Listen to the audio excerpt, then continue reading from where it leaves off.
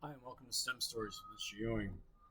Part two of our magical unicorn year is defining what is a classroom. And this is where I asked us to throw out all our preconceived ideas of what things are so that we can be open minded enough to really make sure that we're expanding our knowledge of what we're doing and how to create the best environment in learning for our students right now in the world we're educating in. So, this is pretty much a typical example of a classroom in the United States.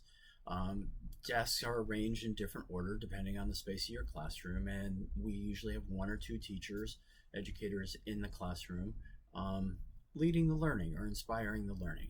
Um, I'm not making any judgment on this classroom or how it looks.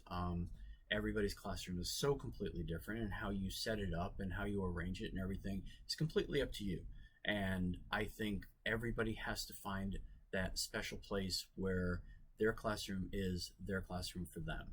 So, all of our classrooms look a little bit different, but basically they're all kind of set up this way. And, whether we have technology or not, how we lead learning is all very different and vastly different across our country and the world. Um, but again, it pretty much mirrors something like this. And I think we live in an age where we feel like we are changing education, the way we set up desks, the way we group people, the way we're doing a lot more project based or hands on learning. That our schools and our classrooms are really different than the schools that we may have attended or our parents attended. And we feel like we're developing or creating these new models of education. I'd like to kind of bring up two pictures. Not very different than the classrooms from today. And I'm pretty sure this picture is probably 30 to 40 years old. Here's another one. This is hands-on learning happening probably a good 30, 40, 50 years ago. So what we're doing in our classrooms, believe it or not, is not really any different than the classrooms of 50 years ago, 40 years ago, 30 years ago. We really haven't made big changes. Now, how we deliver content and all that, yes, I agree that has changed. But in theory, things haven't really changed. What we tend to forget is our classroom time is a very, very small chunk of how and when our students are learning. And their time outside the classroom, believe it or not, they actually are learning more now outside the classroom than they're learning inside the classroom. And I think it's really important to break this down. So if we think about how much time we spent awake during a day. So there's 24 hours in a day, and typically we want 8 hours of sleep. Now, for our younger scholars, we know it's about 9 or 10, but for this, I'm going to make it 8. Now, that means we're awake for 16 hours a day, 7 days a week. That means we're awake for 112 hours each week. Now, we roughly spend about 30 hours in the classroom, 6-hour day times 5, 30 hours a week. Or 6 out of those 16 hours a day in the classroom. That would be about 38% of our waking time in the classroom if we went to school each day, but we only go to school 5 days a week. That means that our scholars and us are only spending 27% of our waking time a week in the classroom. 27%. That means almost 75% of our waking time is spent outside the classroom. And learning doesn't stop outside the classroom. It actually continues. So sitting in the corner, sitting somewhere reading a book, sitting at a cafe, wherever we sit and read is a classroom. Spending time with our friends outside, playing, doing whatever we're doing, playing a game, playing tag, playing sports, just sitting in nature. It's a classroom. Spending time with our families, spending time just enjoying the day, just walking around. It's a classroom.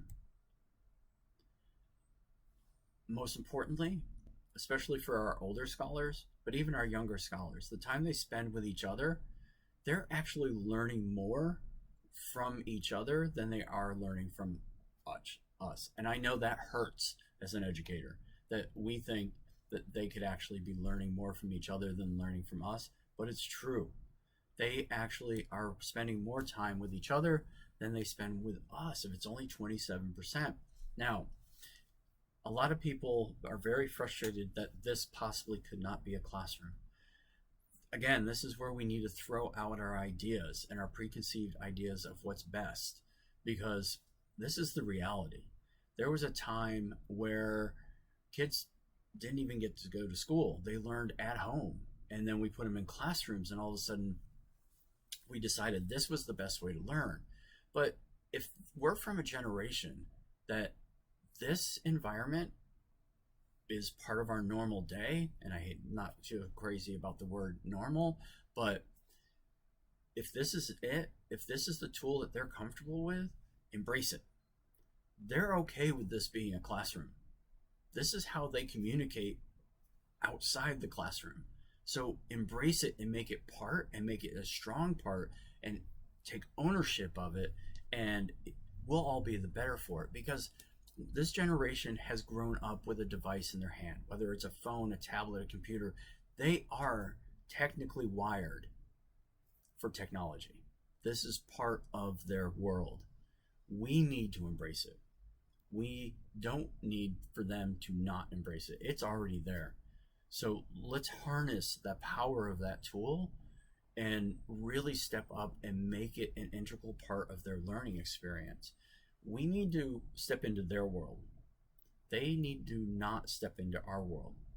Our world in education, for the most part, hasn't changed since the 1950s. It's our turn. It's our turn to change, to make sure we're meeting the needs of our scholars. They've got devices. They're not going to let them go. So the sooner we embrace that this is just their life, the better we are going to be at providing education for them. And yeah, sitting at home without friends in front of a computer, probably not the most stellar way to learn, but distance learning, virtual learning has been used for decades. There are remote parts of our country where students can't get to a school, and there are educators out there that are doing amazing work and have been doing it for decades. This isn't new. This isn't just something that fell out of the sky and we're being forced to do. This has actually been around for a very long time. So figure out who does this best and do it better. We can do this.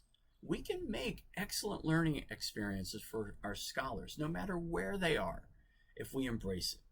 So this is the new world of education. And I'm pretty sure that when all of this clears up and we're able to go back into that brick and mortar building for the first time with our whole class, with everything, that this is going to change the way we are learning as educators. And as we change as learners, we're going to change the learning experience for our students. We need to embrace this. This is the change that is happening, and it is the change, I believe, that is needed to happen for a very long time, because for so long we have been trying to mold students into this old 1950s model, where we need to mold ourselves into this model of 2020, 2021 learning.